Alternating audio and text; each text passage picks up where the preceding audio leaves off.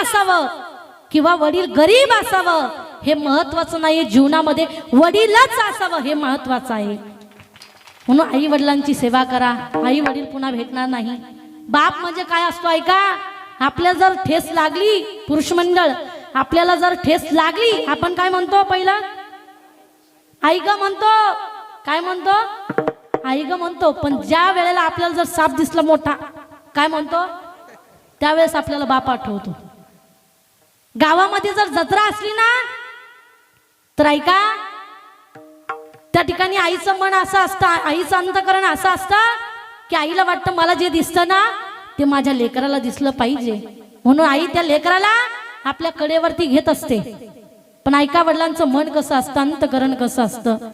ते वडील विचार करतात जे मलाही दिसत नाही ते माझ्या लेकराला दिसलं पाहिजे, म्हणून बाप लेकराला कुठे घेतात, आपल्या खांद्यावरती घेतात. माझ्या डोळ्यातलं आसवं, वडील कसे असतात ऐका, माझ्या डोळ्यातलं आसवं कुणी मायेना पुसताना हुरी हुरी गदगतो या गोष्ट बापाची सांगताना त्याच्या फाटक्या सदऱ्याला किती ठिकरा जोडलेली उभ्या विशाला त्यानं कशी कातर लावी मला कसस होत या, मला कसस होत या कुणी बाबा म्हणताना हुरी हुरी गदगतो या गोष्ट बापाची सांगताना.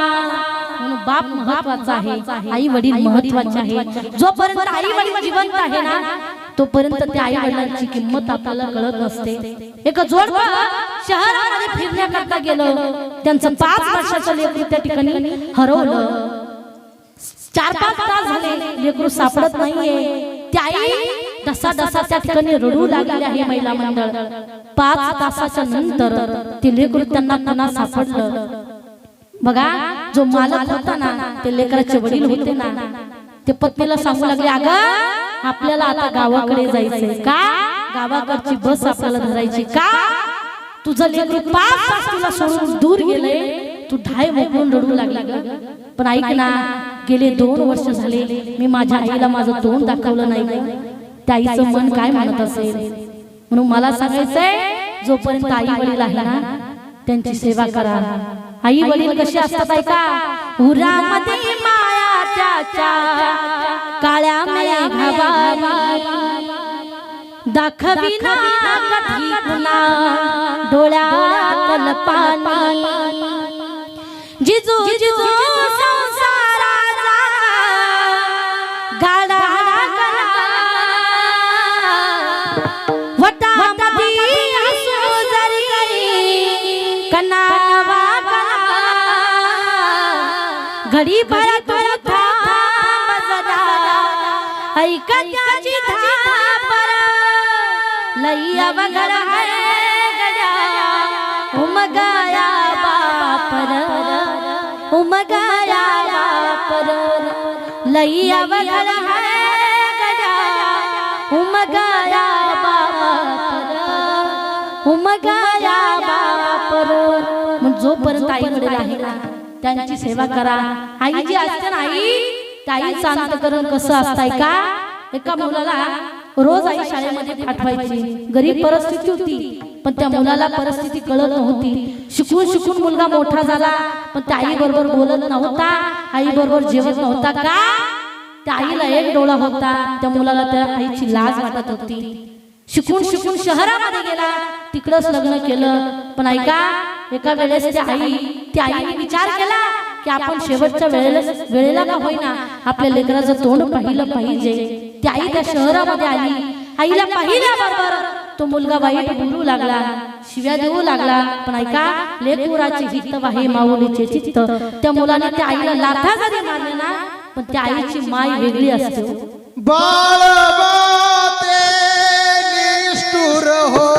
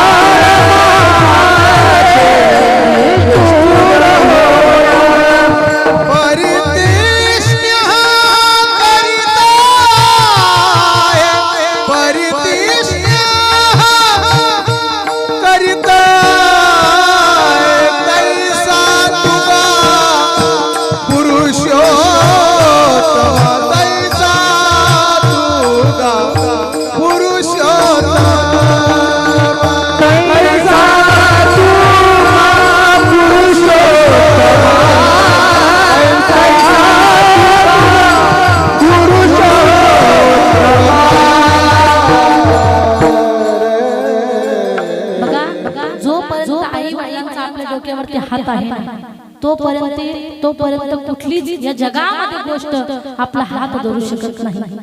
जिना जिना जिना रे उडा उडा माई तेरी चोनरिया लहराई.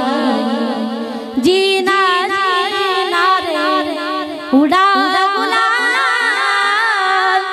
माई तेरी चोनरिया लहराई. रंग तेरी रीत का रंग तेरी जीत का रंग तेरी रीत का जीना जीना रे उड़ा उड़ा माई तेरी चोनरिया लहराई. जब जब मुझे पे उठा सवाल माई तेरी चोनरिया लहराई. पण जोपर्यंत आई वडील आहे ना तोपर्यंत सेवा करा. आई शिव्या खाऊन त्या ठिकाणी घरी आलेले आहे.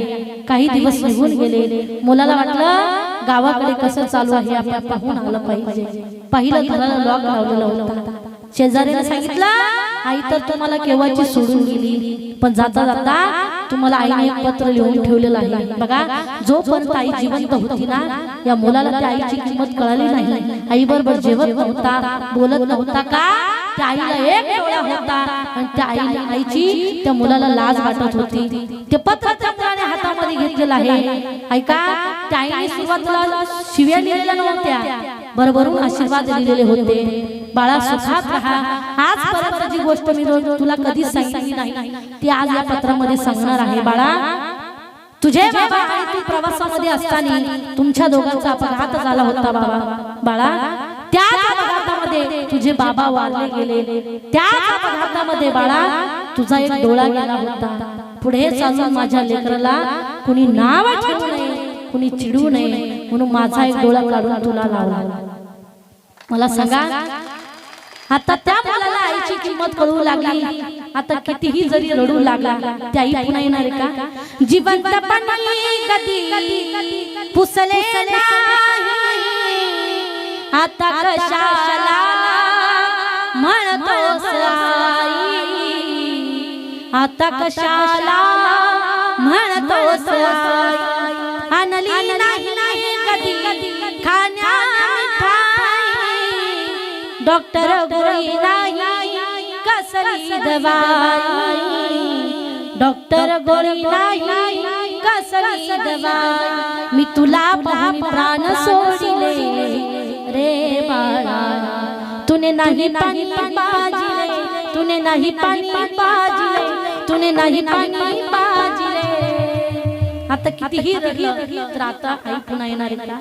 नाही. म्हणून जोपर्यंत आई वडील जिवंत आहे तोपर्यंत आई वडिलांची सेवा करा.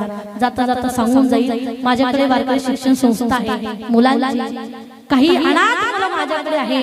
त्यांचं सगळं शिक्षणाचं जे खर्च आहे तो स्वतः मी करत असते. कुणाला जर वाटत असेल की त्या अनाथ लेकरांचं शिक्षण आमच्याकडून देखील झालं पाहिजे, त्यांच्याकडून आम्हाला वह्या झाल्या पाहिजे, आमच्याकडून त्या लेकरांना एखादा ड्रेस झाला पाहिजे, जर कुणाला दान देता आलं तर नक्कीच द्या. झालेली सेवा परमात्म्याच्या चरणी अर्पण करून सेवेला पूर्ण विराम देते. ज्ञानेश्वर अधिकार